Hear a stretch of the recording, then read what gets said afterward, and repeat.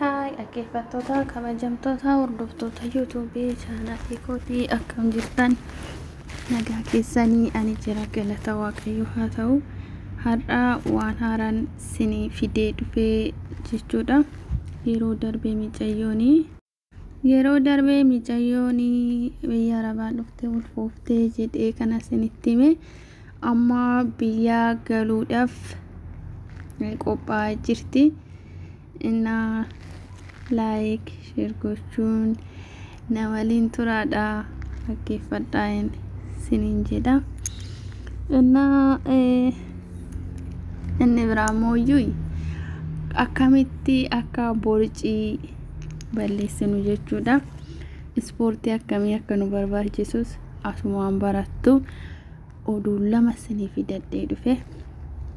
Isa tokkoffaa duraan dursee micayyoon Itoophiyaadha ulfa fidattee dhuftee Beerut keessatti gargaaradha. Ergaa kana share godhaa like gochuu walii dabarsaa isiniin jeetanan ture. Garuu bultii 15 booda micayyittiin hin galti jedhanii jiran jarri. Oduu baay'ee bareedaadha. Baay'ee dasna jedhee baay'een gammade. Ilmi namaa hin hojjanne jijjiiramna jedheeti kanii biyya ba'ee dhufu. Garuu iyyuu waan tasa raawwatameedha. Inna micayyittiin amma biyya galuu fi bultii 15 booda hin galti. Yookiin nagaan biyya geessee deebi'ee viidiyoo nan hojjedha jechuudha. Inna baay'een gammadee baay'ee dasna jedhee Waaqayyoon nagaan biyya haadha ishee biyya maatii ishee biyya isheetti nagaan galchee maaramiin nagaan isheedha yaa hiiktuu. Isheen garuuyyuu isheen aartee qoricha dhugee tanan of keessaa baasaa jettee maaliif akkas goota jennaan hin kaayyoo kiyya dongalmaan hin ga'ini kan jedhu tokko aartee baay'ee taphaachaatee turte. Garuuyyuu Inshallah daa'imas kan namaa kennus Waaqayyo. Warri haaraa dhuftan viidiyoo duraanii hojjedhe jala galaatti ilaaladha. Warri duraanis viidiyoo duraan gadhiifame ilaalaa turtan immoo inna viidiyoon kun itti qaxxala jechuudha. Akkamitti akka ulfooftes maal taate akka ulfooftes sababa kamiin akka ta'es viidiyoo isin hojjedhe tanan ture. Viidiyoo duraanii warri haaraa dhuftan jala galaa ilaalaa isiniin jedha.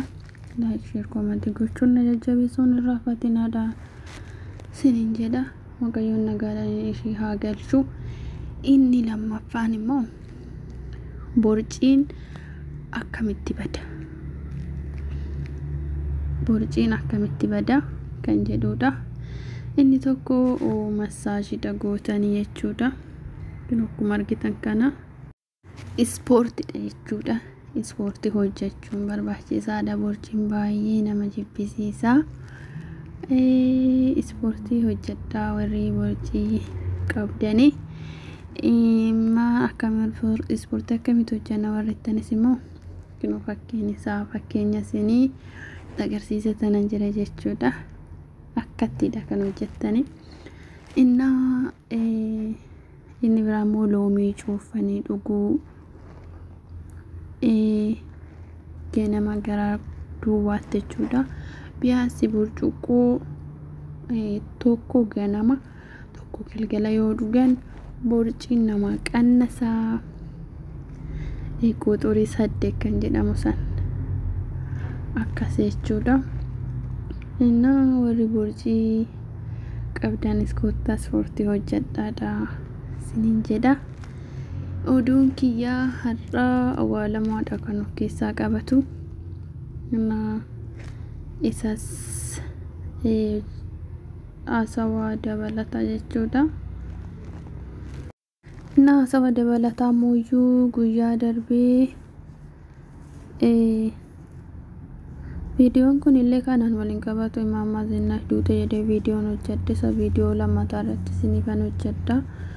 Garuuyyuu anattis baay'ee natti dhagahame baay'ee jechuudha. Garuu namoonni kun Imaammaa Zinaash duute jedhanii kun hin duune jedhanii warri sobees poostii godhu immoo sobanii warri poostii godhanis waan du'a isaanii haa godhu nama jirutti fayyadamuu shakkaa miti.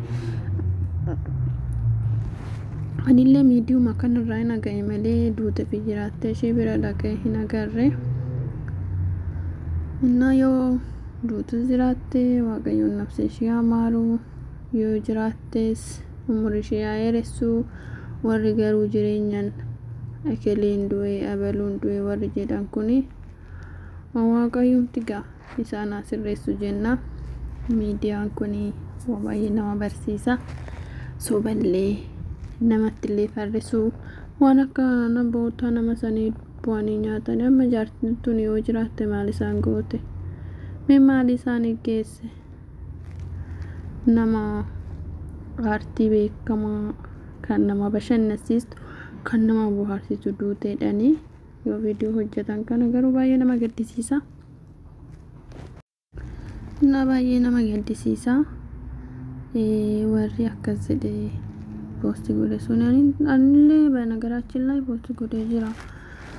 Maaliif ani duutee jiraattee ta'ee anis kanumaan dhaga'e miidiyaa kanarraa waan ta'eef warri nattillee gadditanii jiraattan dhiifama naa godhaa isiniin jedha. Dhiifama isin gaafadha. Hubataa maqaa gubataa targa jedhanii anis oduun hubatinaanii akaachisee jechuudha. Viidiyoo sana irratti warri natti gadditanii raattan dhiifama guddaadha. Baay'een jaaladha, baay'een kabaja. Sila natti agame fanan viidiyoo hojjedhe jechuudha yeroo darbe. Mee laayikiin keessan baay'ee xiqqaachaa jira, sheeriin keessan baay'ee xiqqaachaa jira. Laayik sheer gochuun yoo isinitti tole laayik godhaadha, sheer godhaadha isiniin jedha.